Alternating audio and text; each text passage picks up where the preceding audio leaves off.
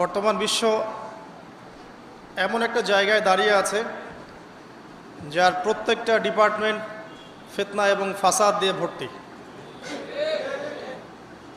যে কোনো topic choose করেন, পরিবার, সমাজ, ধর্ম, রাজনীতি, অর্থনীতি, এমন কোনো সেক্টর নাই যেটা এখন ফিতনা এবং ফাসাদ মুক্ত। প্রত্যেকটা সেক্টরই ফিতনা এবং ফাসাদ। ফাসাদ ধর্মের মধ্যেও আছে, ফাসাদ আজকে পরিবারগুলোর মধ্যেও আছে, ফাসাদ এখনকার সমাজগুলোতে আছে, অর্থনীতির মধ্যে আছে এবং পলিটিক্সেও আছে। যেমনটা ফেরেশতারা বলেছিলেন আল্লাহ রাব্বুল আলামিনকে যে আতাজআলু ফিহা মান ইউফসিদু ফিহা ওয়া ইয়াসফিকুদ দিমা, হে আল্লাহ, আপনি কি এমন কাউকে পৃথিবীতে পাঠাতে চাচ্ছেন যে পৃথিবীতে গিয়ে ফিতনা এবং ফাসাদ সৃষ্টি করবে অথবা রক্তপাত ঘটাবে? কার ব্যাপারে কথা বলা হয়েছে? আদম সন্তানের ব্যাপারে। আল্লাহ পাক যখন ফেরেশতাদেরকে ডেকে বললেন, ওয়াইয ক্বালা রাব্বুকা লিল মালায়েকা, যখন ফেরেশতাদেরকে তোমার রব বললেন ইন্নী জাঈলুন ফিল আরদি খলিফা, আমি পৃথিবীতে আমার খলিফা পাঠাতে চাই, তখন ফেরেশতাদের উত্তর ছিল এমন, আতাজআলু ফিহা মান ইউফসিদু ফিহা ওয়া ইয়াসফিকুদ দিমা, হে আল্লাহ, আপনি কি এমন কাউকে পৃথিবীতে পাঠাবেন যে পৃথিবীতে গিয়ে ফিতনা এবং ফাসাদ সৃষ্টি করবে এবং রক্তপাত ঘটাবে? ওয়া নাহনু নুসাব্বিহু বিহামদিক ওয়া নুকদ্দিসু লাক, অথচ আমরা ফেরেশতারাই তো আপনার হামদ, সানা, স্তুতি এগুলো বর্ণনা করছি এবং আপনার পবিত্রতার জয়গান গাচ্ছি। আল্লাহ পাক তখন বলেছিলেন যে ইন্নী আ'লামু মা লা তা'লামুন, আমি যা জানি তোমরা তা জানো না। তো এখন বিশ্বের দিকে তাকালে আমরা দেখতে পারি ফেরেশতাদের কথা মাশাআল্লাহ ফলে গেছে। আপনি ধর্মের দিকে তাকিয়ে দেখেন, দেখবেন ধর্মের মধ্যে অনেক বিভক্তি সৃষ্টি হয়েছে, অথচ সমস্ত ধর্মের স্রষ্টা একজনই, আল্লাহ রাব্বুল আলামিন। আল্লাহ পাকই হচ্ছেন প্রত্যেক আদম সন্তানের একমাত্র রব, তিনি ছাড়া আর কোনো রব নাই। আছে? তারপরেও ধর্মীয় কনসেপ্টে আমরা বিভিন্ন মতবাদে বিভক্ত হয়ে গেছে এবং প্রত্যেক ধর্মগ্রন্থ যদি পড়েন, একটু টুকটাক পড়েন, আপনি দেখবেন প্রত্যেকটা ধর্মগ্রন্থেই বলা হচ্ছে যে আল্লাহ একজন, আল্লাহ একজন। যে কোনো ধর্মগ্রন্থ হাতে নেন, দেখবেন আল্লাহ একজন।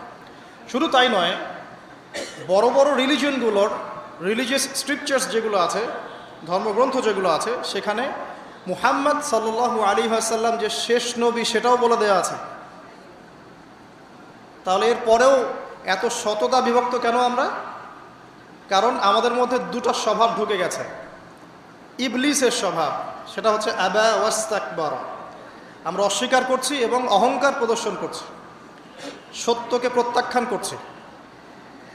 আবার মুসলিমদের মধ্যে তাকিয়ে দেখবেন এখানেও হাজারটা দলাদলি আছে, মানুষ হাজারটা দলে বিভক্ত, এক এক দলের এক এক কনসেপ্ট, যদিও আল্লাহ এক, কোরআন এক, নবী এক, তারপরেও বুঝের পার্থক্য। এক একজন, কেউ হয়েছে মুরজিয়া, কেউ হয়ে গেছে জাবারিয়া, কেউ হয়েছে কাদারিয়া, কেউ হয়ে গেছে শিয়া, কেউ হয়ে গেছে খারেজি, হ্যাঁ, কেউ মুতাজিলা।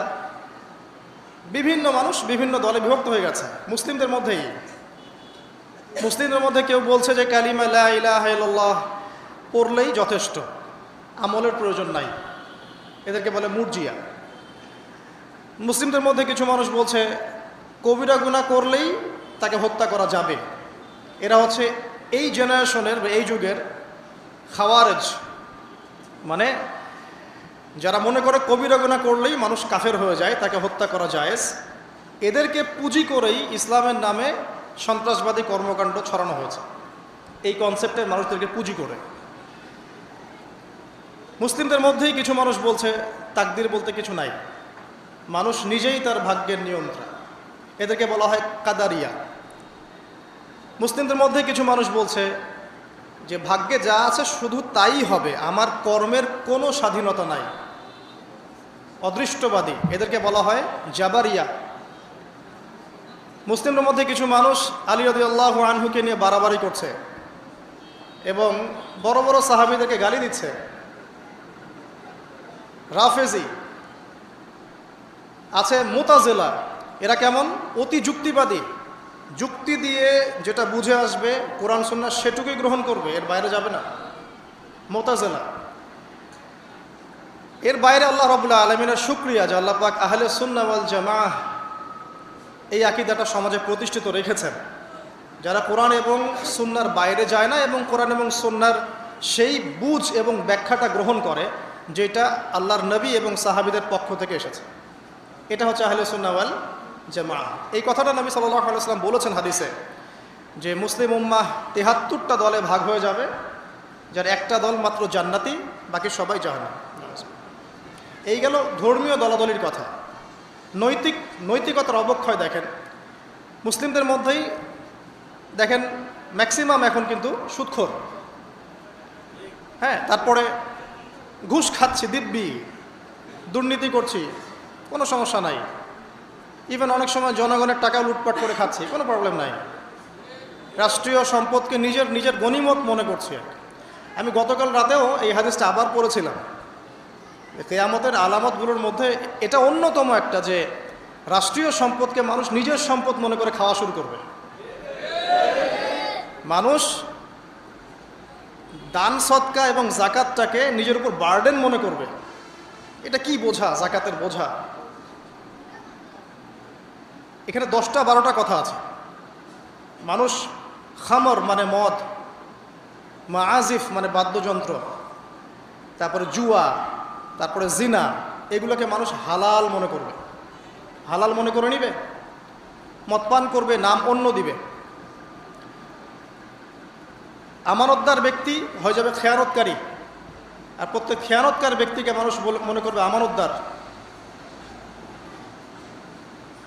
তো নৈতিক অবক্ষয়টা দেখেন, যে মুসলিম হিসেবে জন্মগ্রহণ করার পরে, কোরআন সুন্নাহ হাতে পাওয়ার পরেও আমরা এখন সুদ খাচ্ছি দিব্যি।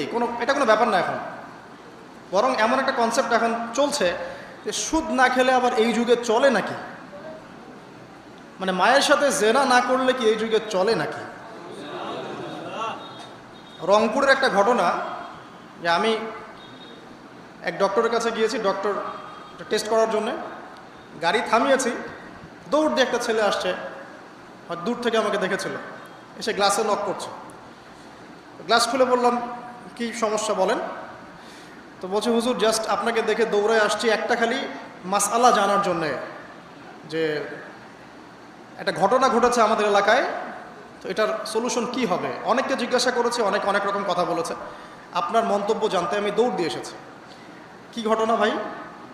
তো বলছে যে আমাদের এলাকায় একজন ছেলে, মাদকাসক্ত ছেলে, মানে এডিক্টেড, ড্রাগ এডিক্টেড, সে তার নিজের মায়ের সাথে জেনা করে ফেলেছে।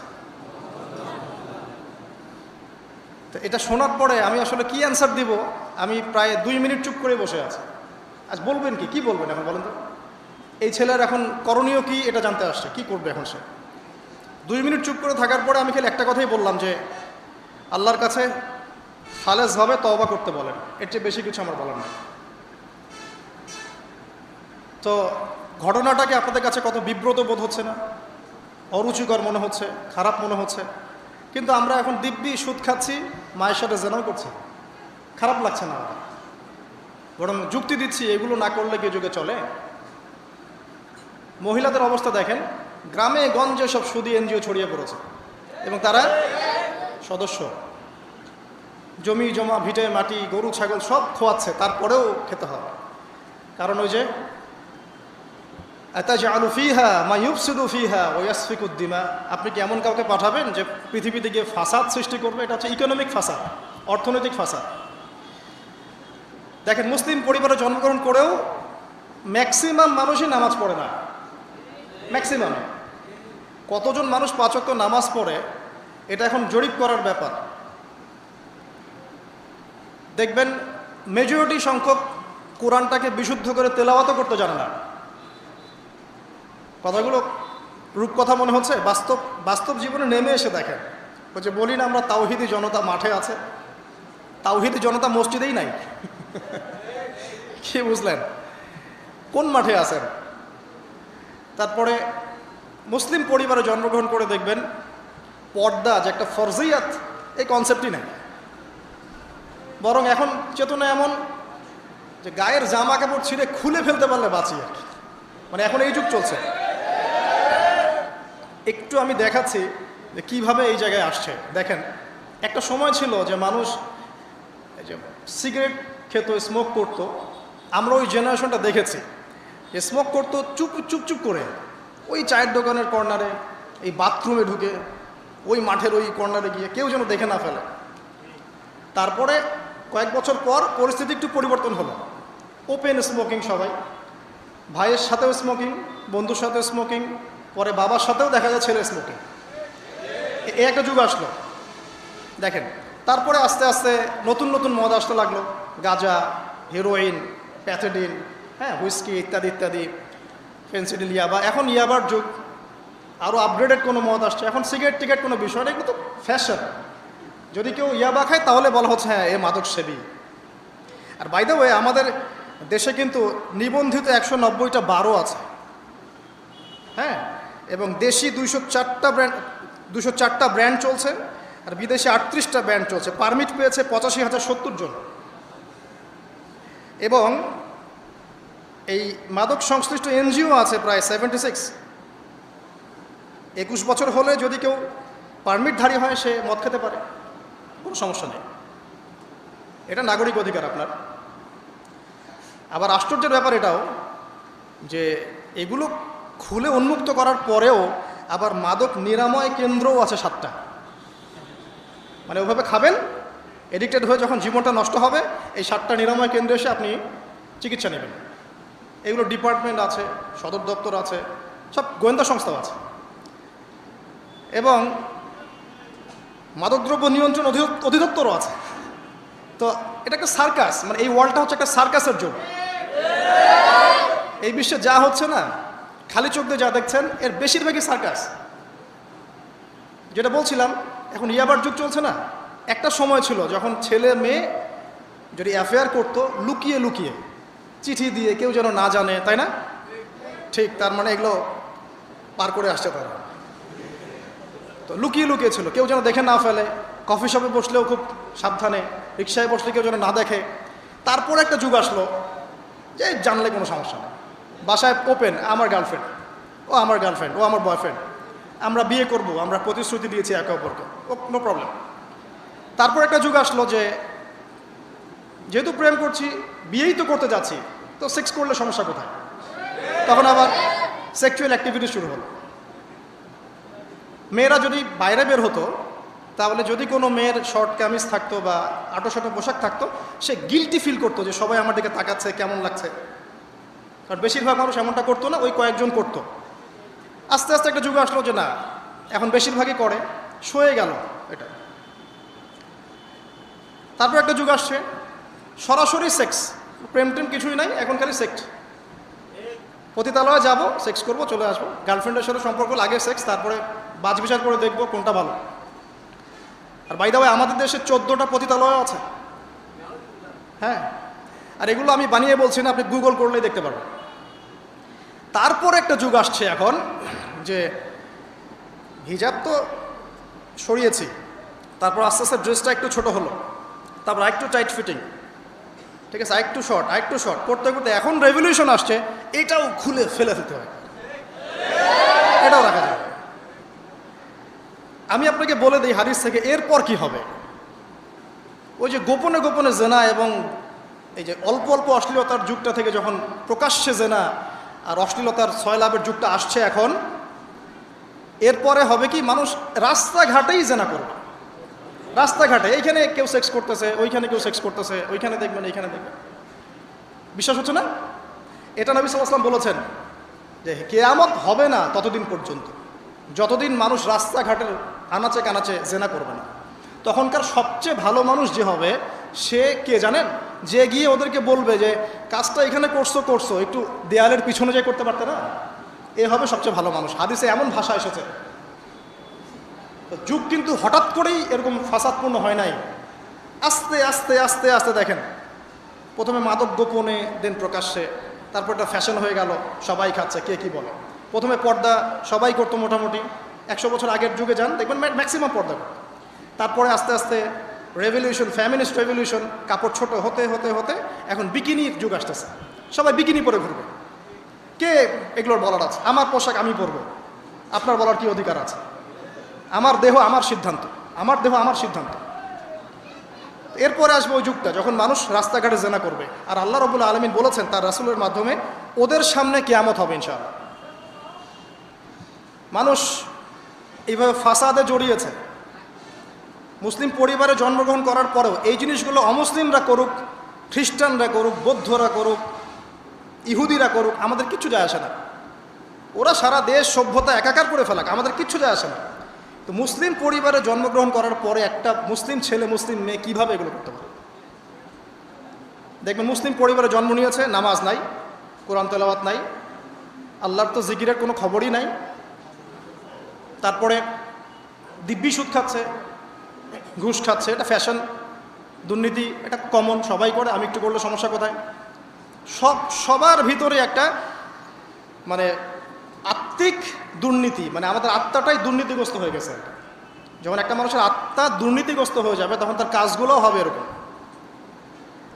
একজন রাইটারের বই পড়ছিলাম, তিনি লিখেছেন যে এখন চলমান যে সময়টুকু চলছে এটা কিন্তু অনেক আগের বই, ওই সময়ের কথা তিনি বলছেন যে এখন যে চলমান সময় চলছে এ যুগে যদি আত্মাটাকে দেহের রূপ দেয়া যায় আর দেহটাকে আত্মার রূপ দেয়া যায় তাহলে দুর্গন্ধে কোনো মানুষ আমার কাছে আসবে না। আমি বুঝাতে পারিনি মনে হয়। আমাদের সুন্দর দেহটাকে যদি আত্মা বানিয়ে দেওয়া হয় আর আমাদের কুৎসিত আত্মাটাকে যদি দেহ বানিয়ে দেওয়া হয়, এত বিভৎস দেখাবে, সামনে কেউ যাবে না। তো যেটা বলছিলাম, ধর্ম মুসলিমদের মধ্যেই ফাসাদ চলছে, ইকোনমিক সেক্টরে ফাসাদ, রিবা, দুর্নীতি, সুদ, ঘুষ, কমন, এগুলো সবাই করছে। মুহাম্মদ সাল্লাল্লাহু আলাইহি ওয়াসাল্লামের উম্মত কিন্তু আমরা কিন্তু আল্লাহর সেই বান্দা যাদের পিতাকে আল্লাহ পাক ফেরেশতাদের সামনে সেজদা করিয়েছেন জ্ঞানের কারণে। সমাজের ক্ষেত্রে যান, দেখবেন সমাজের কাঠামোগুলো ভেঙে পড়ছে। প্রতিবেশী কে থাকে সেটাও মানুষ এখন জানে না, যে আমার পাশের পাশে আছেটা কে। একজন আরেকজনের উপকার করা, কাউকে ছাড় দেয়া দিন দিন কমে যাচ্ছে। দেখবেন কারো উপকার করা এটাকে মানুষ বিরক্তি মনে করছে।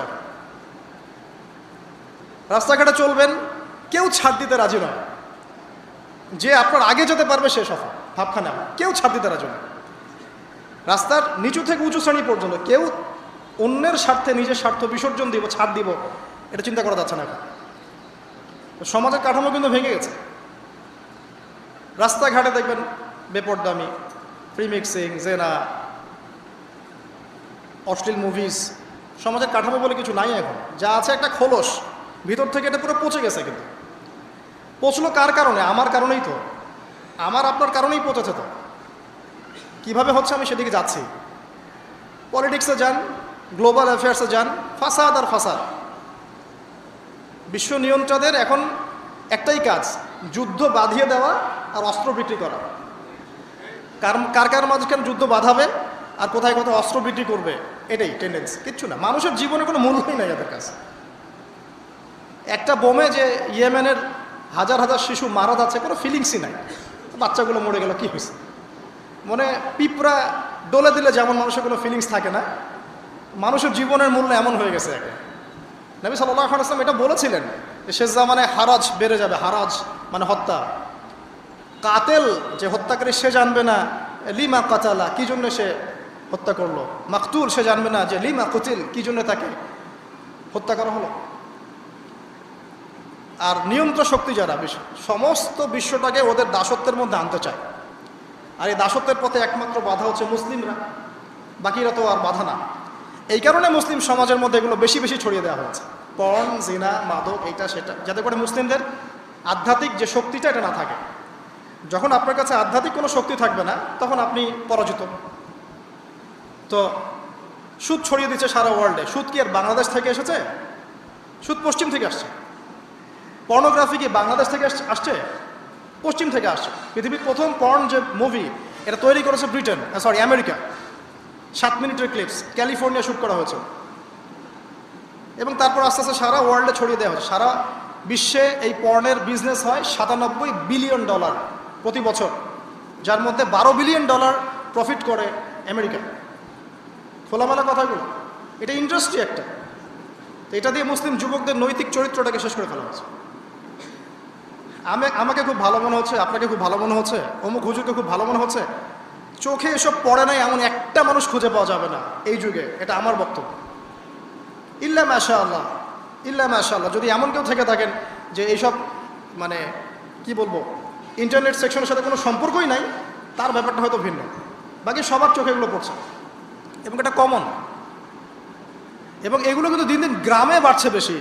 কারণ কি, শহরের মানুষ এগুলো দেখতে একটু অভ্যস্ত যে মেয়েরা এমনিই হাঁটে অমনিই হাঁটে, এইরকমই ড্রেস পরে। আর গ্রামে তো এইসব কম ছিল। যখন গ্রামে এই পর্ন চলে গেছে তখন গ্রামের যুবককে আর কে ঠেকায়। এখন সে প্রতিদিন দেখা যাচ্ছে গ্রামে গঞ্জে ধর্ষণ বাড়ছে, মেয়ে ওর কাছে একটা ভোগের বস্তু, পশুত্ব আর দমন করতে পারছে না, আক্রমণ। আর এসবের যেহেতু ইসলামিক কোনো বিচার হচ্ছে না, ইসলামিক লস কেমন, যে একজন চুরি করেছে, জুমার দিন নামাজ হবে, নামাজের পরে সমস্ত এলাকার লোকজন দাঁড়িয়ে থাকবে, সমস্ত এলাকার লোকজনের সামনে তার হাতটা কেটে ফেলে দেওয়া। এলাকার সব লোক দেখবে যে চুরি করলে এই শাস্তি হয়, ভয় আর চুরি করতে যাবে। কেউ কাউকে অন্যায়ভাবে হত্যা করেছে, তারও কেসাস করতে হবে, এবং সেটা সবাই জানবে যে ও হত্যা করেছে, এ তাকে কেসাস করেছে। কেউ কারো চোখ উপড়ে ফেলেছে, ওরও চোখ। কেউ কারো হাত ভেঙে ফেলেছে, ওরও হাত। হাতের বদলে হাত, চোখের বদলে চোখ, কানের বদলে কান, কেসাস। ধর্ষণ করেছে, জনসমক্ষে সবার সামনে নিয়ে এসে দেনান কোর্ট বসে সাক্ষী প্রমাণ নিয়ে মৃত্যুদণ্ড। সবাই দেখবে যে মৃত্যুদণ্ড। প্রয়োজনে এই যে প্রজেক্টর লাগিয়ে দেখাতে, এই যে এই কাজ করেছে, এই শাস্তি। রাস্তাঘাটে ইফটিজিং হচ্ছে, মোবাইল কোর্ট থাকবে, ইফটিজিং হচ্ছে, রিপোর্ট প্রমাণ ধরা হবে, সাথে সাথে বিচার। এরকম একটা মাস করলে পরে দেখবেন অপরাধের মাত্রা বাড়ে না কম। আল্লাহর কসম করে বলছি, এটা ইনশাআল্লাহ 80% কমে যাবে ইনশাআল্লাহ। কিন্তু এটা করলে কি হবে জানেন, ওই যে পশ্চিমে বসে আছে বিশ্ব নিয়ন্ত্রণ সংস্থা, ওরা বলবে যে এই স্টেটের দিকে নজর রাখে, এরা মৌলবাদী হয়ে যাচ্ছে, এরা সন্ত্রাসী হচ্ছে, মানবাধিকার লঙ্ঘন করছে, ইত্যাদি ইত্যাদি। অর্থাৎ তুমি মিয়া সারা বিশ্বের মধ্যে লাখ লাখ মানুষকে বোম মেরে হত্যা করে দাও, তোমার মানবাধিকার লঙ্ঘন হয় না? তো সবখানেই ফাসাদ। হকটাকে মানুষ বাতিল মনে করছে, বাতিলকে মানুষ হক মনে করছে। সত্যবাদী তাকে মিথ্যাবাদী বলা হচ্ছে, মিথ্যাবাদীকে সত্যবাদী বলা হয়। এখানে মুসলিমদের জীবনের মূল্য কমে গেছে। ওইদিকে আর লম্বা করছি না, আমি আমার লেকচারের মূল জায়গায় আসছি। এখান থেকে আমি লেকচার একটা দিকে ফোকাস করে আমি শেষ করব। সেটা হলো, এই সমস্ত প্রবলেমসগুলো আমাদের পক্ষে সলভ করা সম্ভব না। এখন সলভ করার মতো ক্ষমতা আমাদের নাই, অনেক ক্ষেত্রে আমাদের সেই জ্ঞানও নাই, এগুলো নিয়ে ভাবার সময়ও নাই। কিন্তু একটা জায়গায় আমরা ফোকাস করতে পারি, একটা জায়গায়। আজকের লেকচারের এটা সবচেয়ে মূল জায়গা। সেটা হচ্ছে আল্লাহ পাক আমাদেরকে স্ব পরিবার দিয়েছেন, দেন নাই? এবং এই পরিবারটা হচ্ছে একটা সমাজের গঠন একক। আমরা পড়েছি না, গঠন একক। একটা জিনিস, একটা কোষ, তার মধ্যে গঠন একক আছে না, অণু পরমাণু আছে না। সমাজ হচ্ছে, সমাজের অণু বা পরমাণু হচ্ছে পরিবার। একটা সমাজে যদি 100টা পরিবার থাকে, তার মধ্যে যদি 90টা পরিবার সৎ হয়, আল্লাহওয়ালা হয়, ইসলামিক অনুশাসন মেনে চলে সত্যিকার অর্থেই, ইনশাআল্লাহ ওই সমাজটা কিন্তু দেখবেন 8-10টা সমাজের চেয়ে ভালো থাকবে ইনশাআল্লাহ। আর একটা সমাজে মনে করেন 100টা পরিবার আছে, 90টাই ইসলামের বিরোধী শক্তি, ইসলামের এগেনস্টে চলে, ইসলামের কোনো পরোয়া নাই, আল্লাহ পাকের হুকুম আহকামের 5 পয়সা পরোয়া নাই। ওই সমাজের অবস্থা নিঃসন্দেহে দুনিয়াতেও ধ্বংস হবে, আখিরাতেও ধ্বংস হবে। আর এই সমাজগুলোকে নিয়েই তো একটা রাষ্ট্র হয় নাকি? আর এইভাবে রাষ্ট্র নিয়েই তো বিশ্ব। তাহলে ক্ষুদ্রতম যে জায়গাটা, সেটা কি? পরিবার। এই জায়গায় আল্লাহ পাক আপনাকে কর্তৃত্ব দিয়েছেন। এখানে কিন্তু আপনার উপর লাঠি কেউ ঘোরাচ্ছে না। আপনি অ্যাজ এ বাবা, আপনি পরিবারের কর্তা, অ্যাজ এ স্বামী আপনি পরিবারের কর্তা, ভাই আপনি পরিবারের কর্তা। আমাদের প্রথম স্টার্টিংটা এই ফ্যামিলি থেকে করা উচিত। তো আল্লাহ পাক এই বিষয়ে কি বলছেন, আমি একটা বলে সামনে যাই। আল্লাহ পাক সূরা তাহরিমের মধ্যে 6 নম্বর আয়াতে বলেছেন যে ইয়া আইয়ুহাল্লাযীনা আমানু, হে মুমিনগণ। আমাদেরকে আল্লাহ পাক বলছেন, হে মুমিনগণ, কু আনফুসাকুম ওয়া আহলিকুম নার, তুমি নিজে জাহান্নামের আগুন থেকে বাঁচো।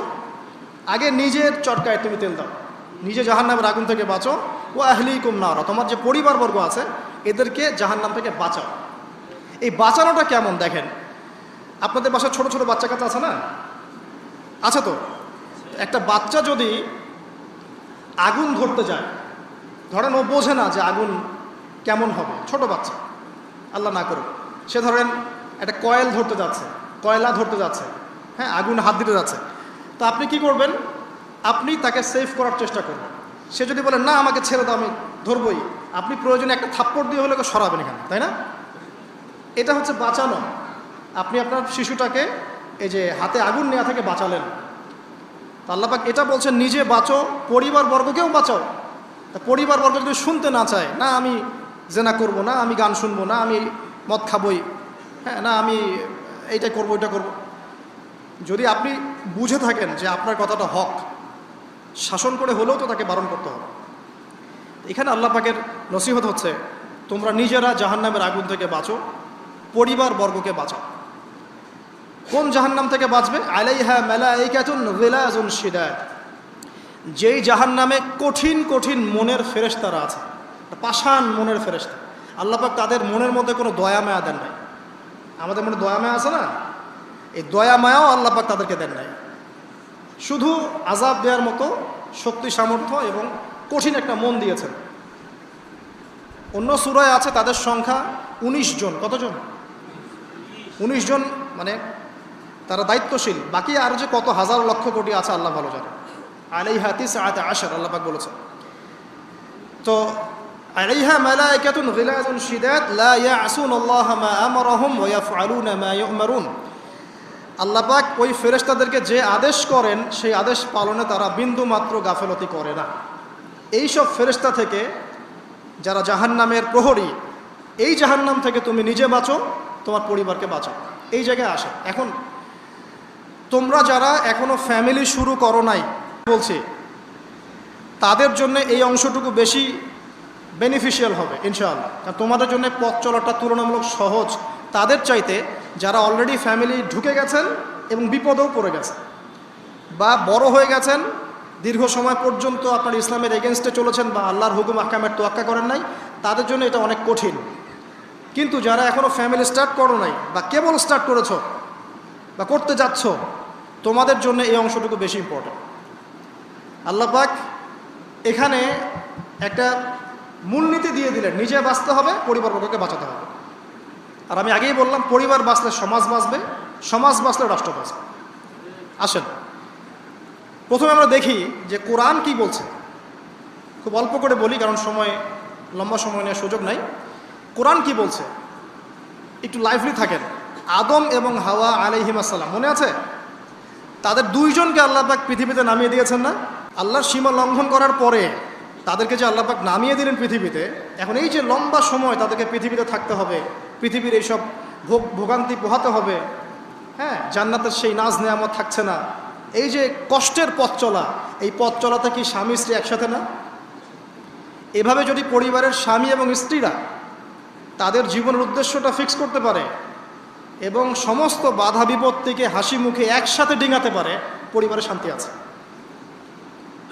যদি না পারে তাহলে বুঝবেন যে সে আদর্শ স্বামী ছিল না, অথবা সে আদর্শ স্ত্রী ছিল না। এখান থেকে শিক্ষা হচ্ছে দুইজনের জীবনের উদ্দেশ্য একই রকম হতে হবে, দুইজনের লাইফের মিশন সেম হতে হবে, তখন আপনি পরিবারে শান্তি পাবেন ইনশাআল্লাহ। যদি না হয় তাহলে আপনি বিয়ের মধ্যে ভুল করেছেন। অতএব এই জায়গায় নসিহতটা প্রথম নেন। তারপরে চলে আসেন নূহ আলাইহিস সালাম, মনে আছে নাম? তার একজন ছেলে ছিল, সে কি মুমিন ছিল? করেন নাই? সে কিন্তু মুমিন ছিল না, সে অস্বীকারী ছিল। তার নূহ আলাইহিস সালামের স্ত্রী, সে কি মুসলিম ছিল? চিন্তা করতে পারেন, একজন নবীর স্ত্রী মুসলিম নন, একজন নবীর ছেলে, তিনি আল্লাহর আদেশের পরোয়া করছেন না। আল্লাহ বলছেন লাইসা মিন আহলিক, এই ছেলে তোমার পরিবারের কেউ না। নূহ আলাইহিস সালাম বলছেন হে আল্লাহ, সে আমার পরিবারের একজন, তাকে ক্ষমা করে দাও। আল্লাহ বলছেন লাইসা মিন আহলিক, সে তোমার পরিবারের কেউ না। নবী পরিবারের সদস্য হওয়া সত্ত্বেও লূত আলাইহিস সালামের স্ত্রী, সে কি জান্নাতি না জাহান্নামী? তাহলে এখানে বোঝেন যে নবী পরিবার হলেও যদি ব্যক্তিগত পর্যায়ে মানুষের মধ্যে ঈমান ইসলাম না থাকে, তাহলে এইসব বংশের পরিচয়, রক্ত, বর্ণ, জাতীয়তাবাদ, ভাষা, এগুলো মানুষকে আল্লাহর আযাব থেকে বাঁচাতে পারবে না। নবীর পরিবারের সদস্য হওয়া সত্ত্বেও তারা জাহান্নামে যাচ্ছে, সূরা তাহরিম পড়ে। তাহলে আমাদের কাজ কি? নিজের চটকাটা তেল দেওয়া ভালো করে। আমি কত বড় আলেমের ছেলে, আমি কত বড় দায়ীর স্ত্রী, আমি কত বড় মানে মুফাসসির মুহাদ্দিসের সন্তান, ভাই, এসবের কোনো মূল্য নাই। নিজে আমি ভালো কিনা, নিজে প্রকৃত মুসলিম মুমিন কিনা, এটার মূল্য আছে। এই কারণেই হয়তো আমাদের নবী সাল্লাল্লাহু আলাইহি ওয়াসাল্লাম তার মেয়ে ফাতিমা রাদিয়াল্লাহু আনহাকে বলছেন, হে ফাতিমা, হে আমার কলিজার টুকরা মেয়ে, হে আমার কলিজার টুকরা মেয়ে, তুমি শোনো, পৃথিবীতে আমার কাছে যা চাওয়ার তুমি চেয়ে নাও, পরকালে আমি তোমার কোনো হেল্প করতে পারছি না। অথচ আমরা জানি নবী সাল্লাল্লাহু আলাইহি ওয়াসাল্লাম সবার জন্য কি করবেন? সুপারিশ করবেন, সেটা অন্য বিষয়। তোমাকে তোমার হিসাব একাই দিতে হবে, নবী সাল্লাল্লাহু আলাইহি ওয়াসাল্লাম এটা বলছেন। একদিন তিনি বাসায় ঢুকলেন, দেখছেন আয়েশা রাদিয়াল্লাহু আনহা কান্নাকাটি করছেন। আয়েশা, আর বলে রাখি, আয়েশা রাদিয়াল্লাহু আনহা সম্পর্কে আমাদের নবীজি বলেছেন, তাকে প্রশ্ন করা হচ্ছে, আপনি পৃথিবীতে সবচেয়ে বেশি কাকে ভালোবাসেন? তিনি বলছেন আয়েশাকে। তারপরে কাকে ভালোবাসেন? আবু বকর। তারপর কাকে ভালোবাসেন? ওমর। কথা বুঝতে পারছেন? তো সেই আয়েশা রাদিয়াল্লাহু আনহা বাসায় কান্নাকাটি করছেন। তিনি বলছেন, কি জন্য কাঁদছো হে আয়েশা? আয়েশা রাদিয়াল্লাহু আনহা বলছেন, জাহান্নামের আযাবের ভয়ে আমি কাঁদছি। কি হবে ইয়া রাসূলুল্লাহ আমাদের সে সময়? তখন আল্লাহর নবী তার স্ত্রীকে বলছেন, যাকে তিনি সবচেয়ে বেশি ভালোবাসেন, তাকে বলছেন, তিনটা ক্ষেত্র বা তিনটা জায়গা আছে যখন পৃথিবীর কোনো মানুষকে চিনতে পারবে না পরকালে, এমনকি আমিও তোমাকে চিনতে পারবো না। সেটা কি? যখন এই যে মিজানের পাল্লাটা দাঁড় করানো হবে, এই যে এটা ভারী হচ্ছে না হালকা হচ্ছে, এই সময় কেউ কাউকে চিনবে না, কারো কথা কারো মনে থাকবে না। যে গার্লফ্রেন্ডের জন্য আপনি জীবন দিচ্ছেন তার কথা আপনার মনে থাকবে না। যে স্ত্রী সন্তানের জন্য আপনি সারা জীবন দুর্নীতি করে গেলেন তার কথা আপনার মনে থাকবে না। এমনকি যে স্ত্রীর কাছে আপনি অনেক প্রেমময় স্বামী, সেও আপনার কথা মনে রাখবে না যখন মিজানের পাল্লাটা উঁচু করা। দুই, যখন আমল নামা ছুঁড়ে দেওয়া হবে, আমল নামা এভাবে উন্মুক্ত করে ছুঁড়ে দেওয়া হবে, ইকরা কিতাবাক, তুমি আজকে তোমার কিতাব পড়ো, ওয়া কাফা বিনাফসিকা আল-ইয়াওমা আলাইকা হাসিবা, আজকে তুমি নিজেই তোমার নফসের হিসাব নেওয়ার জন্য যথেষ্ট। এই সময় আয়েশা, আমি তোমার কথা মনে রাখতে পারবো না। আরেকটা হচ্ছে যখন মানুষ পুলসিরাত পার হবে, তখন কেউ কারো কথা মনে রাখতে পারবে না। এখান থেকে শিক্ষা কি? নূহ আলাইহিস সালামের পরিবারের সদস্য হয়েও তারা আল্লাহর আনুগত্য না করার কারণে জাহান্নামে যাচ্ছেন। লূত আলাইহিস সালামের পরিবারের সদস্য হয়েও ঈমান না আনার কারণে তারা কি করছেন? জাহান্নামে যাচ্ছেন। আমাদের শিক্ষা হচ্ছে আমাদের পরিবারগুলোর, যে আমাদের এই বংশ, আমাদের এই যে টাকা পয়সা, স্ট্যাটাস, রং, হ্যাঁ, বাড়ি গাড়ি, পলিটিক্যাল পদ, কোনো কিছুই আমাদেরকে আল্লাহর আযাব থেকে বাঁচাতে পারবে না যদি আমরা প্রকৃত মুসলিম মুমিন না হতে পারি। তো পরিবারের সদস্যদেরকে আল্লাহ পাক ঈমানদার হওয়ার তৌফিক এনায়েত করুন। এবার আসেন সামনে, আরও সামনে যান। দেখেন ওই যে ইব্রাহিম আলাইহিস সালাম, দেখেছেন? মনে আছে? বাবা হচ্ছে ওই সমাজের সবচেয়ে বড় লিডারের ডান হাত, নমরুদের ডান হাত। সে হচ্ছে মূর্তি পূজারীদের সর্দার, মানে মূর্তি সে বানাতো, স্ট্যাচু মেকার। ইব্রাহিম আলাইহিস সালামকে আল্লাহ পাক ওই ঘরেই জন্ম দিয়েছেন যেখানে তার বাবা একজন শিরকের কাণ্ডারি।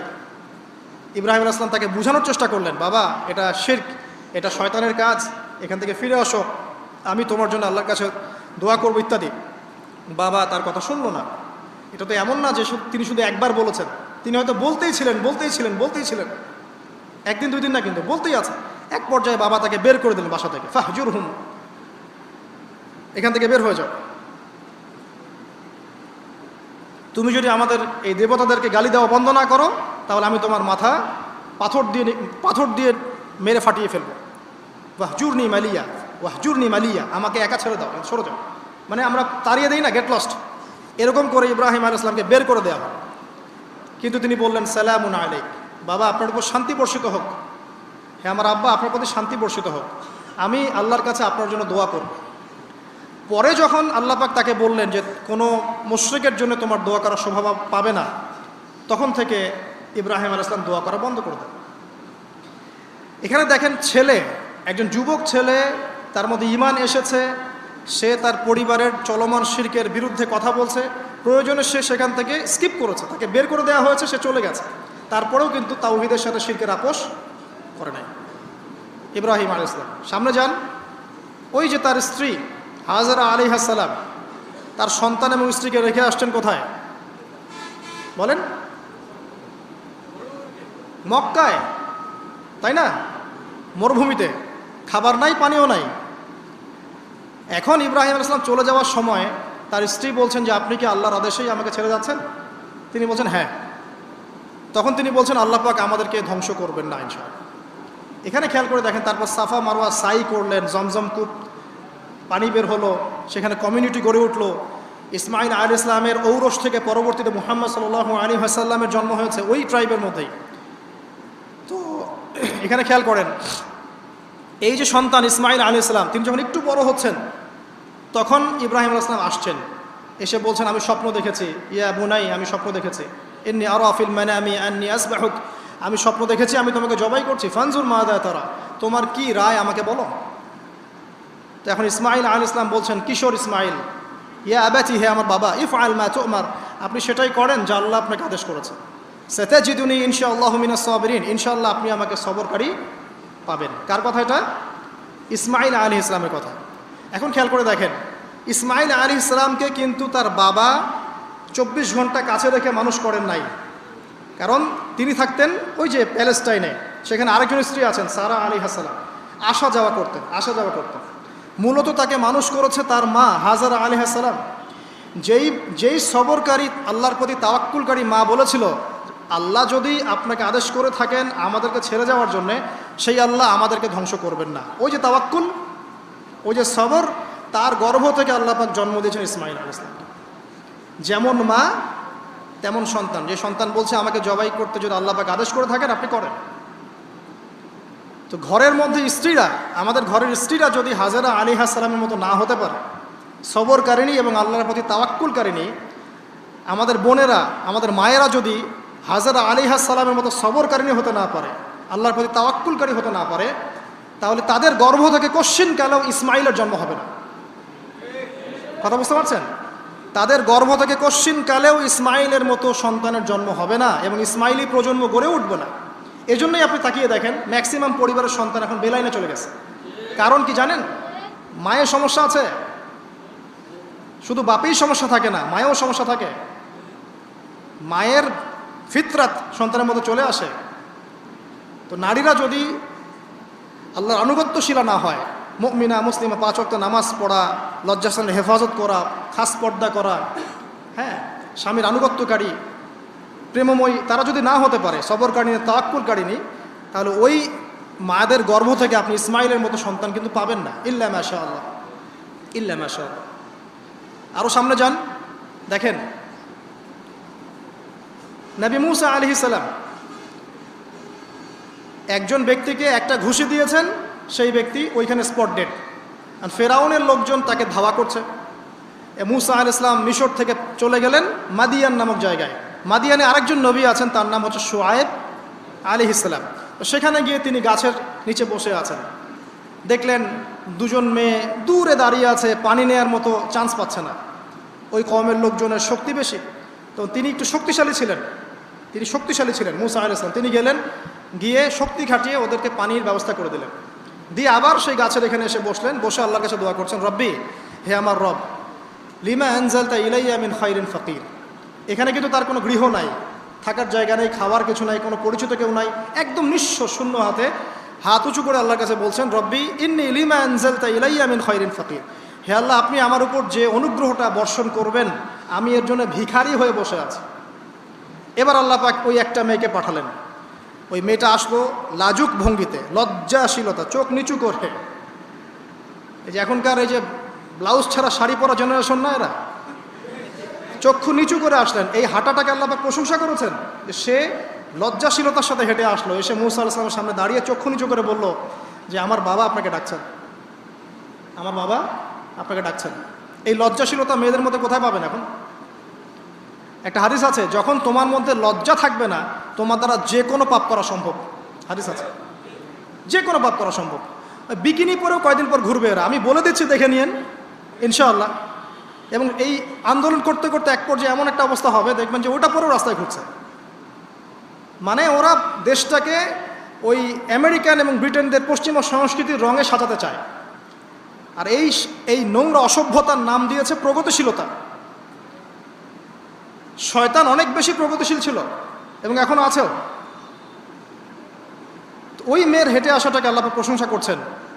আসার পরে তিনি যখন বলছেন আমার বাবা আপনাকে ডাকছেন, তিনি গেলেন, তখন ওই শুআইব আলাইহিস সালাম বলছেন যে আমার এই দুই মেয়ের মধ্যে একজনকে আমি তোমার সাথে বিয়ে দিতে চাই। মুসা আলাইহিস সালাম সেখানে বিয়ে করলেন। শর্ত হচ্ছে 8 থেকে 10 বছর তাকে তার ফার্মে চাকরি করতে হবে, কৃষিকাজ মানে গবাদি পশুর এখানে 8 থেকে 10 বছর তাকে সার্ভিস দিতে হবে, এটাই মোহর। তো এটা আমি এখন বুঝি যে মুসা আলাইহিস সালামকে আল্লাহ পাক এই যে রাখালির কাজ করিয়েছেন কেন জানেন? কারণ এই কাজগুলো মানুষের ধৈর্য বাড়ায়। মুসা আলাইহিস সালামকে পরে আল্লাহ পাক বড় একটা দায়িত্ব দিবেন, এই কারণে তাকে ট্রেনিং দিচ্ছেন এখানে। তাকে আরও বড় একটা জাতিকে সামলাতে হবে যারা আরও অনেক বেশি উদ্ধত, অনেক বেশি গবাদি পশুর মতো। তারা কারা? ওই যে বনু ইসরাইল। চোখের সামনে দেখলো আল্লাহ পাক ফেরাউনকে ডুবিয়ে দিলেন, তারপরে 40 দিনের মধ্যে আবার শিরিক করা শুরু করে দিল। আমাদের নবী মুহাম্মদ সাল্লাল্লাহু আলাইহি সাল্লামকে একজন কষ্ট দিয়েছিল। তো কষ্টটা এত ডাইরেক্ট দিয়েছে, এসে বলেছে আপনি ইনসাফ করেন, হে মুহাম্মদ সাল্লাল্লাহু আলাইহি ওয়াসাল্লাম, আপনি ইনসাফ করেন, আপনি ইনসাফ করছেন না। তো সাহাবীদের চোখ মুখ লাল হয়ে গেল যে এত বড় কথা নবীকে বলে। তখন নবী সাল্লাল্লাহু আলাইহি ওয়াসাল্লাম বলছেন দাঁড়াও, আমার ভাই মূসাকে তার কওম আরও অনেক বেশি কষ্ট দিয়েছে। মানে মূসা আলাইহিস সালামের কষ্টের কথা চিন্তা করে আমাদের নবী সান্ত্বনা নিচ্ছেন, যেটা তো কিছুই না। মূসা আলাইহিস সালামকে তার কওম আরও অনেক বেশি কষ্ট দিয়েছে। তো এই কওমকে সঠিক পথে চালানোর জন্য আল্লাহ পাক 8 বছর তাকে রাখালি করিয়েছেন। আর আপনারা জানেন কি না জানি না যে বেশিরভাগ নবী কিন্তু কৃষিকাজ করেছেন, এটা জানেন? তো যারা কৃষিকাজ করছেন আপনারা এখানে নিজেকে হীনমন্যতায় ভোগার, ছোট মনে করার কোনো সুযোগ নাই। আপনি একটা নোবেল প্রফেশনের মধ্যে আছেন, খাঁটি প্রফেশনের মধ্যে আছেন, ঠিক আছে? তো দেখেন, এবার মূসা আলাইহিস সালাম একজন ভালো গার্ডিয়ান পেলেন, তার নাম শুআইব আলাইহিস সালাম। সেখানে বাড়ি পেলেন, সেখানকার জামাই, তিনি চাকরি করছেন, মানে তার সব কিছুই অনুকূলে। ওই যে দোয়া কিন্তু কবুল হয়ে গেল। সতী পুত পবিত্র একটা মেয়ে আল্লাহ পাক তাকে দিয়ে দিলেন। কারণ মূসা আলাইহিস সালাম ছিলেন অনেস্ট। মূসা আলাইহিস সালাম ছিলেন একটা সৎ ব্যক্তি, অনেস্ট, যিনি কখনো অশ্লীল কোনো পথে পা বাড়ান নাই। ঠিক তেমন একজন মেয়েকে আল্লাহ পাক তার জীবন সঙ্গিনী করে দিলেন। তাই আমাদের শিক্ষা হচ্ছে, আমরা যদি নিজেদেরকে পবিত্র রাখতে পারি, তোমাদেরকে বলছি, ইনশাআল্লাহ তুমি তোমার জীবনে পুত পবিত্র নেককার স্ত্রী পাবে। কিন্তু তোমরা যদি এখনকার এইসব প্রলোভনে পড়ে জেনা, মদ, পর্ন, হাবিজাবি সব কিছুর মধ্যে ঢুকে যাও, মাদক ইত্যাদির মধ্যে, পুত পবিত্র নারী আসবে না। দেখবা যে এমন নারী তোমার জীবনে আসছে যে নিজেও পবিত্র না। আর কিফা কিরম আল্লাহ পাক ব্যালেন্স করেন সবসময়, ইল্লা মাশাআল্লাহ। শুধু তাই নয়, শুআইব আলাইহিস সালামের মতো একজন গার্ডিয়ান তিনি পেলেন, যিনি তাকে দিনের পথে হেল্প করলেন। পরবর্তীতে মূসা আলাইহিস সালাম নবী হলেন। এখান থেকে একটা প্রমাণ আছে, দলিল, সেটা হলো বাড়ির গার্ডিয়ান যদি দিনদার হয়, শুআইব আলাইহিস সালামের মতো সাপোর্টিং হয়, পরিবারবর্গকে দিনের জন্য সাপোর্ট করছে, সেই পরিবারের মধ্যে শান্তি আসবে ইনশাআল্লাহ। এবং সেই পরিবারের যুবকরা সৌভাগ্যবান, যুবতীরাও সৌভাগ্যবান, সেই পরিবারের সন্তান সন্ততি তারা সৌভাগ্যবান। তাই পরিবারের গার্ডিয়ান যারা আছেন, আজকের খুতবা শুনছেন, আপনারা সাপোর্টিভ হন, পরিবারকে দিনের ক্ষেত্রে সাপোর্ট দেন, একটা ভালো প্যারেন্টিং করেন, মানে সন্তানদেরকে সুন্দর প্যারেন্টিংসের মধ্যে নিয়ে আসেন। আসুন সামনে যাই, এবার একটু কনক্লুশনের দিকে যাচ্ছে, আসেন। তো কোরআনের পরতে এরকম দলিল আছে। আরও দেখবেন, ইয়াকুব আলাইহিস সালাম মৃত্যুবরণ করছেন, সন্তানদেরকে ডেকে বলছেন যে আমার পরে তোমরা কার ইবাদত করবে। মানে তিনি কনসিয়াস যে আমার পরে বাচ্চা কাচ্চারা আবার যেন বিভ্রান্ত হয়ে না যায়, তোমরা কার ইবাদত করবে, ডেকে বলছেন। আর আমরা ওই সময় ডেকে বলতাম যে আমার ব্যাংকেরে 10 কোটি টাকা আছে, 1 কোটি ওকে দিস, 1 কোটি ওকে দিস, হ্যাঁ আমার জমি জমা এগুলা আছে, ওকে এটা দিস, ওকে এটা দিস। উনি ডেকে বলছেন তোমরা আমার পর কার ইবাদত করবে। সন্তানরা বলছে আমরা এক আল্লাহর ইবাদত করব, যার ইবাদত আপনি করেছেন, আপনার পিতাও করেছেন। সচেতন গার্ডিয়ান। সামনে যান, আপনি দেখবেন ইউসুফ আলাইহিস সালাম, যিনি ওই যে জেলখানায় বন্দী হলেন, পরে মিশরের খাদ্যমন্ত্রীর দায়িত্ব পেলেন, তার বাবা ইয়াকুব আলাইহিস সালাম কাঁদতে কাঁদতে চোখ অন্ধ হয়ে গেল। দেখেন, যখন ইউসুফ আলাইহিস সালাম তার ভাইদেরকে বললেন এই যে এই রুমালটা নিয়ে যাও, আমার বাবার চোখের উপরে দিবে, ইনশাল্লাহ সে দৃষ্টিশক্তি ফিরে পাবে। এটা পড়েন নাই মনে হয়, সূরা ইউসুফের মধ্যে আছে। এই রুমালটা যখন আমার বাবার চোখের উপর দিবে তখন সে তার দৃষ্টিশক্তি ফিরে পাবে। তখন ওই রুমালটা যখন তারা বহন করে নিয়ে আসছেন, অন্ধ ইয়াকুব আলাইহিস সালাম তিনি বলছেন যে আমি দূর থেকেই ইউসুফের গন্ধ পাচ্ছি। সূরা ইউসুফ আর জোলাইখার প্রেম কাহিনী নয়। সূরা ইউসুফ হচ্ছে তার পিতা ইয়াকুব আলাইহিস সালাম এবং এই যে তার ছেলে ইউসুফ আলাইহিস সালাম তাদের মধ্যে ভালোবাসার কাহিনী। এটা ভালো করে পড়েন, ভালো করে বুঝবেন। এখানে পিতার সন্তানের ভালোবাসাকে বোঝানো হয়েছে। এত ভালোবাসেন তিনি সন্তানকে। এখান থেকে শিক্ষা কি? শিক্ষা হচ্ছে পিতাদেরকে সন্তানদেরকে ভালোবাসতে হবে, আদর করতে হবে, কাছে থেকে বোঝাতে হবে। সবসময় শাসনের লাঠি ঘোরানো যাবে না। সন্তান যদি হোঁচট খায় তার হাতটা ধরতে হবে, ধরে বলবে বাবা কি হয়েছে, আমি তো তোমার সাথে আছি। মা কি হয়েছে, হতাশ কেন হচ্ছে, আমি তোমার সাথে আছি। একটা রেজাল্ট খারাপ হচ্ছে তো কি হয়েছে, আমি তোমার সাথে আছি। বাবা নামাজ পড়ো, বাবা কোরআন তেলাওয়াত করো, আল্লাহকে ডাকো, আল্লাহ তোমার সাথে আছে। ওকে কনফিডেন্স দিতে হবে। যখন পিছন থেকে সন্তানরা কনফিডেন্স পাবে, এই সন্তানরা বড় হয়ে আত্মবিশ্বাসী হবে। আর পিছন থেকে যখন আপনি তাকে সবসময় শাসন করতে থাকবেন, জুলুম করতে থাকবেন, এ বড় হয়ে আপনাকে বৃদ্ধাশ্রমে পাঠাবে না তো কোথায় পাঠাবে? সন্তানকে ভালোবাসতে হবে। এটা বলে রাখি, এখানে দেশে আবার 30টা বৃদ্ধাশ্রমও আছে। ইসলামে বৃদ্ধাশ্রমের কোনো জায়গা নাই। আর এখন আমি চলমান একটা পত্রিকা রিপোর্ট দেখলাম গুগলে, নাম করা পত্রিকা, নাম বলছি না। তারা বলছে এখন বৃদ্ধাশ্রম সময়ের দাবি। বৃদ্ধাশ্রম এখন সময়ের দাবি, নাউজুবিল্লাহ। আর ইসলাম বলছে সবচেয়ে সেরা অধিকার দিবে মাকে, তারপরে মাকে, তারপরে মাকে, তারপর বাবাকে। মায়ের পায়ের নিচে জান্নাত, বাবার সন্তুষ্টিতে আল্লাহর সন্তুষ্টি, এগুলো ইসলাম বলছে। আর এখনকার সভ্যতা আমাদেরকে বলছে যে বৃদ্ধাশ্রম এখন সময়ের দাবি। ইউসুফ আলাইহিস সালামকে যেভাবে ভালোবাসতেন তার বাবা, সন্তানকে ভালোবাসুন। আমাদের নবী মুহাম্মদ সাল্লাল্লাহু আলাইহি সাল্লাম মানুষকে যত ভালোবাসতেন, এর কারণ কি জানেন? ছোটবেলা থেকেই তাকে খুব ভালোবাসা দিয়ে মানুষ করা হয়েছে। তার মা তাকে ভালোবাসতেন, তার দুধ মা তাকে ভালোবাসতেন, তার দাদা আব্দুল মুত্তালিব তাকে সাথে করে নিয়ে ঘুরতেন, কাবার সামনে বসাতেন, বসিয়ে বলতেন তার নাম হচ্ছে মুহাম্মদ, প্রশংসিত। এই নামটা তখন আরবে কেউ রাখতো না। আমার এই নাতি, আমার এই ছেলের ছেলে ইনশাআল্লাহ এ বড় হয়ে নেতা হবে, এই কথা বলতেন। তাকে আত্মবিশ্বাস দিতেন। এমনকি তার দাদার ইন্তেকালের পর তার চাচা আবু তালেব মুসলিম না হয়েও সুদীর্ঘ সময় পর্যন্ত ভাতিজাকে সাপোর্ট দিয়েছেন। এই সাপোর্ট দেয়, কনফিডেন্স, এগুলো খুব ইম্পর্টেন্ট। এগুলোর ঘাটতি যখন হবে তখন এই যুব সমাজ, পরিবারের সদস্যরা ফেড আপ হয়ে যাবে, মানসিক কষ্টে ভুগবে, মাদকের কাছে যাবে, অন্য একটা মেয়ের কাছে যাবে, পর্নে যাবে, আপনার মিউজিক্যাল ইনস্ট্রুমেন্টের কাছে যাবে। ঠিক আছে, আমরা শেষ করছি। তো এখান থেকে একটা শিক্ষা হচ্ছে যে আমাদের পরিবারের সদস্যদেরকে ভালোবাসা এবং তাদের প্রতি কনফিডেন্স দেয়া, তাদেরকে আল্লাহর পথে চলতে সাহায্য করা। ইনশাআল্লাহ দেখবেন যে তারা আপনাকে সম্মান করবে, আপনাকে একজন বন্ধু মনে করবে, যে না আমার পাশে কেউ আছে, আমি একা নই, এমনটা ফিল করবে। এটা খুব ইম্পর্টেন্ট। তো শেষ করার আগে এই যে কোরআনিক কিছু আমি জাস্ট এক্সাম্পল দিলাম, বিচ্ছিন্ন এক্সাম্পল যে কোরআনে এইভাবে আসছে। এছাড়া লোকমান আলাইহিস সালামের ঘটনায় আপনি পাবেন সূরা লোকমানের মধ্যে। সন্তানকে ডেকে কত নসিহত করছেন, বাবা শিরিক করো না, সৎ কাজে আদেশ করো, অসৎ কাজে নিষেধ করো, পিতামাতার খেদমত করো। আর আমরা বাচ্চাদেরকে কী শেখাই? জমি জমা, বাড়ি গাড়ি, দাঁড়াতে হবে, চাকরি করতে হবে, এটা সেটা। আগে সন্তানকে শেখাচ্ছে বাবা আল্লাহকে চিনো, আল্লাহ বলে একজন আছে, তাকে চিনো আগে, তার সাথে কাউকে শরিক করো না। শিরকের শিক্ষা কোথায় এখন পরিবারের মতো? তো কোরআনে এরকম অসংখ্য দলিল আছে। শেষ করার আগে আমি যেটা বলতে চাই যে আমাদেরকে কিছু কিছু বিষয় যদি আমরা এখনও যদি মেনে চলি, এই ভঙ্গুর সমাজ ব্যবস্থায়ও আদর্শ পরিবার ধরে রাখা ইনশাআল্লাহ সম্ভব। আমি সব কথা আজকে বলতে পারলাম না, ইনশাআল্লাহ আরেকদিন কথা হবে অন্য কোনো লেকচারে। যে প্রথমেই পরিবারের যে সদস্যরা আছেন তাদেরকে ইলম বা জ্ঞানের চর্চা করতে হবে। 2, পরিবারের তাওহীদ প্রতিষ্ঠা করতে হবে, নবী সাল্লাল্লাহু আলাইহি ওয়াসাল্লামের সুন্নত প্রতিষ্ঠা করতে হবে। এই দায়িত্বটা পরিবারের কর্তাদের, স্বামী না থাকলে স্ত্রী, মা, ভাই, পিতা, তাদের সবার দায়িত্ব এটা। পরিবারে তাওহীদ প্রতিষ্ঠা করা, সুন্নত প্রতিষ্ঠা করা। পরিবারে নামাজ থাকতে হবে, নামাজ 5 ওয়াক্ত নামাজ নাই পরিবার আদর্শ হবে না। পরিবারের সদস্যদেরকে দান সৎকার দিকে উৎসাহিত করতে হবে। যত দান করবে সম্পদ বাড়বে, যত দান করবে সম্পদ বাড়বে। দান কমিয়ে দিলে সম্পদ কমে আসবে।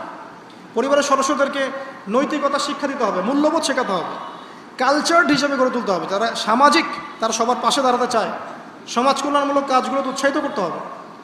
পরিবারের সদস্যদেরকে বুস্ট আপ করতে হবে, পিছন থেকে তাদেরকে আত্মবিশ্বাস দিতে হবে যে আমরা আছি তোমার সাথে, তুমি তোমার প্রতিভা অনুযায়ী সামনে যাও।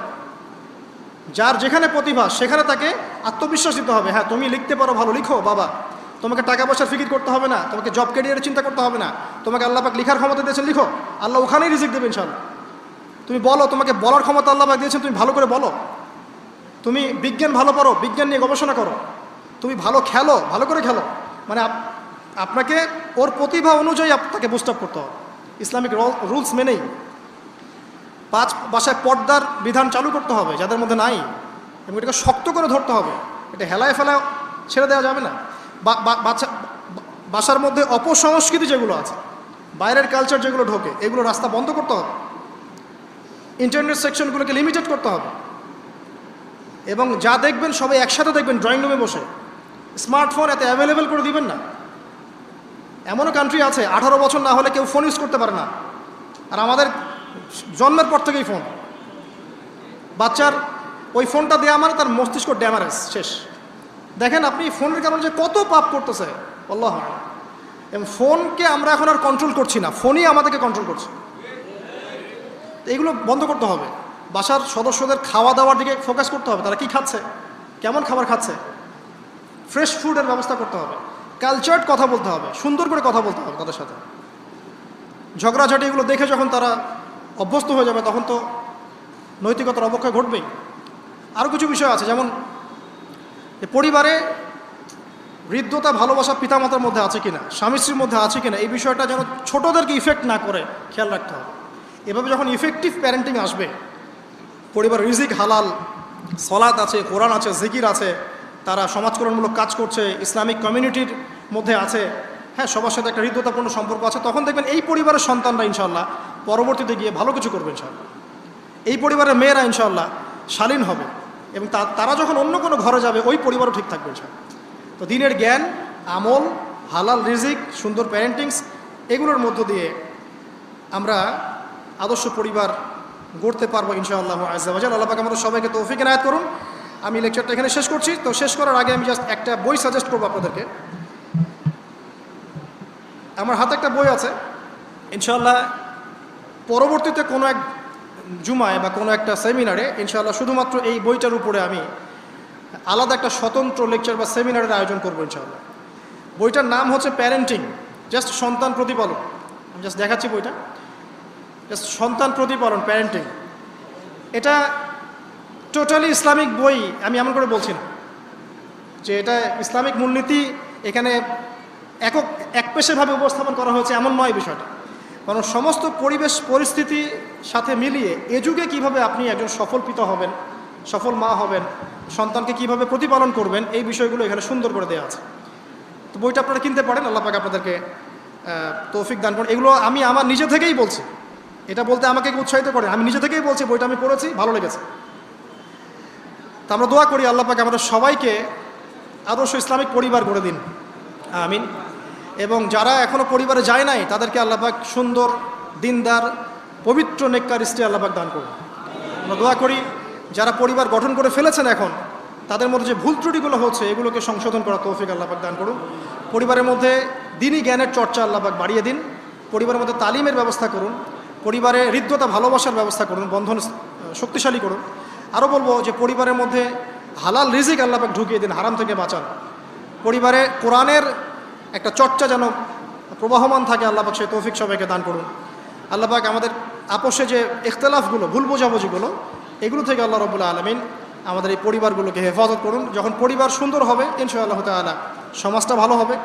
সমাজ যদি ভালো হয় ইনশাআল্লাহ তখন সত্যিকারের একটা সোনার বাংলা আমরা পাবো ইনশাআল্লাহ। আল্লাহ পাক আমরা সবাইকে চলমান যাবতীয় ফিতনা থেকে হেফাজত করে কোরআন এবং সুন্নাহর অনুসারী বানিয়ে দিন, আল্লাহুম্মা আমিন। আজকে সময় সংক্ষিপ্ততার কারণে আমি লম্বা করতে পারছি না, আমি এখানেই আলোচনা শেষ করছি। আকুলু কাউলি হাযা আস্তাগফিরুল্লাহু লি ওয়া লাকুম ওয়া লিসাইরিল মুসলিমিন। বারাকাল্লাহু লানা ওয়া লাকুম বিল আয়াতিল হাকীম। ইন্নাহু তাআলা জাওয়াদুন কারীমুর রাউফুর রহিম।